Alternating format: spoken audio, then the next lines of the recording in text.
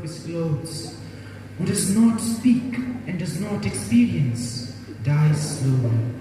He who shuns passion, who prefers black on white, dotting one's eyes rather than a bundle of emotions, the kind that makes your eyes glimmer, that turns a yawn into a smile, that makes the heart pound in the face of mistakes and feelings, dies slowly. He who does not turn things topsy-turvy, who is unhappy at work, who does not risk certainty for uncertainty, to thus follow a dream. He who does not forego sound advice at least once in their lives, dies slowly. Everyone present out here. I'm Sahitya Shubhajal of class 10B and I'm here to represent our class 10B for the elocution contest, and the topic for my elocution is the earth does not belong to man, man belongs to it by Chief Chair. It is one of the most historical speeches of time and it values environment. So here I begin. The earth is our mother, and whatever befalls here befalls the son of the earth. Man did not weave the web of life, and if men spit on it, they spit upon themselves.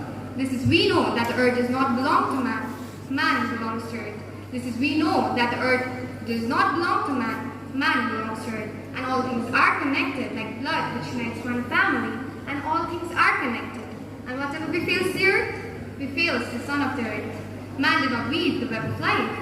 He is merely a strand in it. So whatever he does to the web, he does to himself. And no, day and night cannot live together. Our dead to go live in the earth's sweet rivers, and they return with silent footsteps of spring. And it's the earth's spirit that runs in the wild and ripples the surface of the pond. 11 arts, I call upon Benjamin Limbu.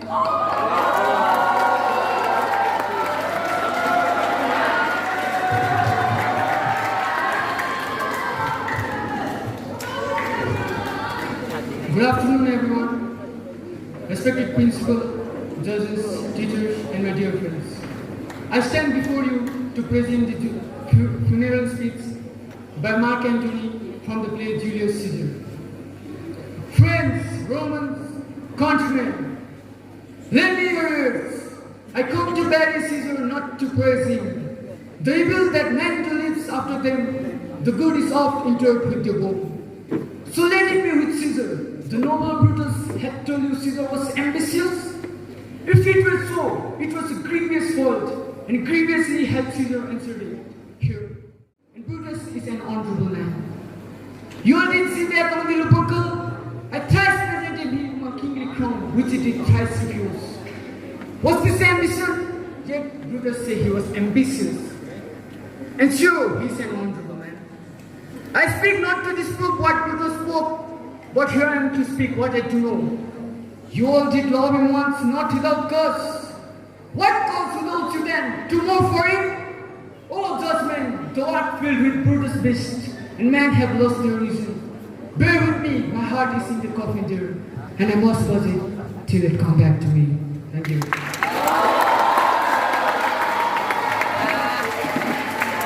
Up next, we have Shreya Basnet representing 11 Humanities.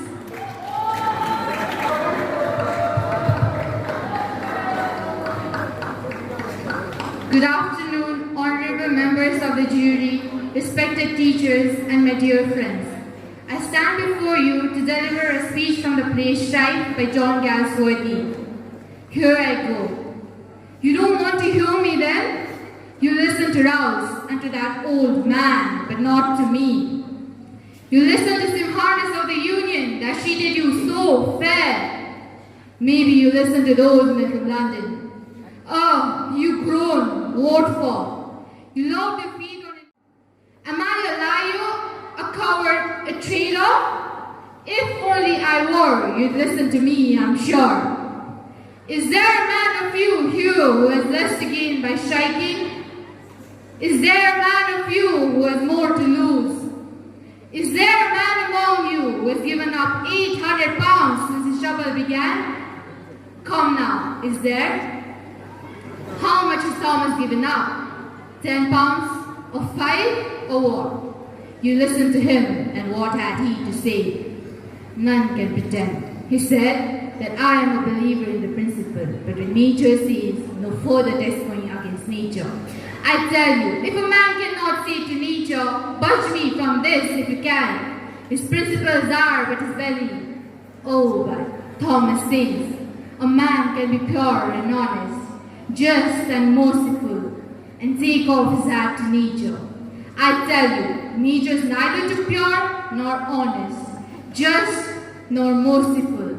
You chaps that live over the hill and go home dead beat in the dare on a snowy night, don't you fight your way every inch of it? Do you go lying down and trust to tender the mercies of this merciful nature? Try it, and you'll soon know with what you've got to deal. Test only by that in nature's face that a man can be a man, just and merciful. Given, says Thomas, go down on your knees, show up your foolish fight, and perhaps, he said, perhaps the enemy will chuck you down a crust. And what did he say about Chapel? Chapel's against it. He said, she's against it. Well, if not what the fight has been, I've told you this many times, and I'm telling you this now once again. The fight on the country's body and blood against the bloodsucker. The fight to those that defend themselves with every blow they strike and every breath they draw, against the thing that flattens on them and grows by the law of his mercy to nature. The thing is capital, a thing that buys the sweat on men's brows and the tortures on their brains. Don't I know that? Wasn't the work of my brain bought for 700 pounds? And hasn't 100,000 pounds been gained by them by the 700 pounds? Without stirring of a finger? It's a thing that'll take as much and give you as little as it can. That's capital. A thing that'll say, I'm sorry, my poor fellows, you're having a cruel time of it, and no. And won't give you a sixpence of its dividends to help you have a better time. That's capital. Thank you. Hey my dear loving friends, I'm Mansik Subha of class 11 science, and today I stand in front of you all to deliver a speech titled A Tribute to Dog by George Graham West. George Graham West served as a US Senator from 1879 to 1903 and became one of the leading orators and debaters of his time. This delightful speech is from an earlier period in his life when he practiced law in a small Missouri town. It was given in a court while representing a man who sued another for the killing of his dog. During the trial, West ignored the testimony, and when his son came to present a summation to the jury, he made the following speech and won the case. Gentlemen of the jury, the best friend a man has in the world may turn against him and become his enemy. His son or daughter that he has reared with loving care may prove ungrateful. Those who are nearest and dearest to us, those whom we trust with our happiness and with our good name, may become traitors to their faith. The money that a man has, he may lose. It flies away from him, perhaps when he needs it most. A man's reputation may be sacrificed in a moment of ill-considered actions. The people who are prone to fall on their knees to do us honor when success is with us may be the first to throw the stone of malice when failure settles its clouds. The topic that I'm going to speak today is Die Slowly by Pablo Neruda. Here I begin. He who becomes the slave of habit, who follows the same route every day, who never changes pace, who does not risk and does not change the color of his clothes, who does not smile and does not experience, dies slowly. He or she who spurns passion, who prefers black or white, dotting ones rather than a bundle of emotion, the kind that makes your eyes glimmer, turning a yawn into a smile, that make your heart pound in your face, mistakes and feelings die slowly. He or she who does not read, who does not travel, who does not listen to music, who does not find grace in himself, and she who does not find grace in herself dies slowly.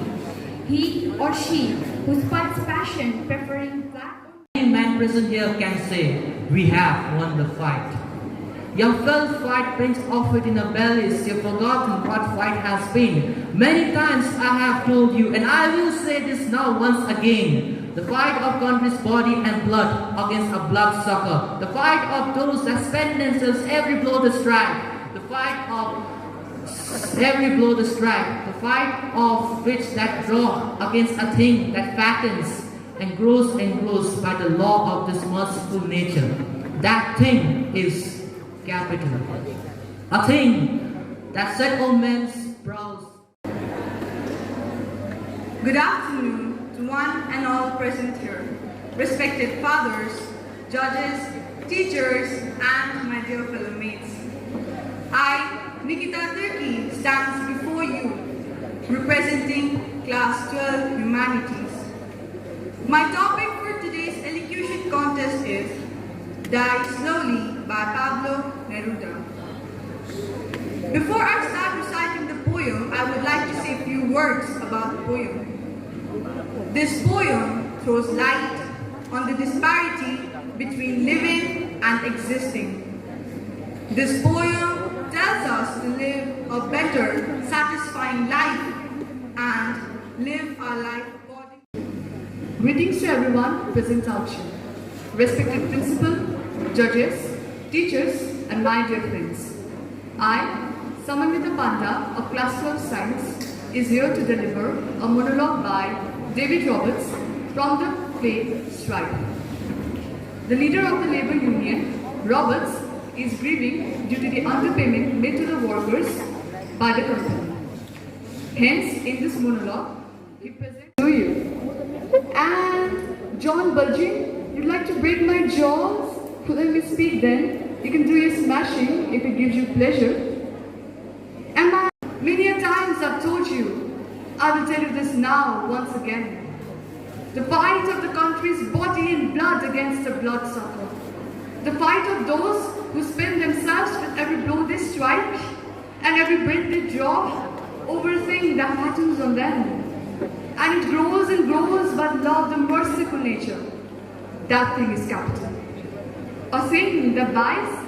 Minutes ago, we were discussing with Sudha Madam and our Neera Madam that when the foundation stone of this school was laid, I was there.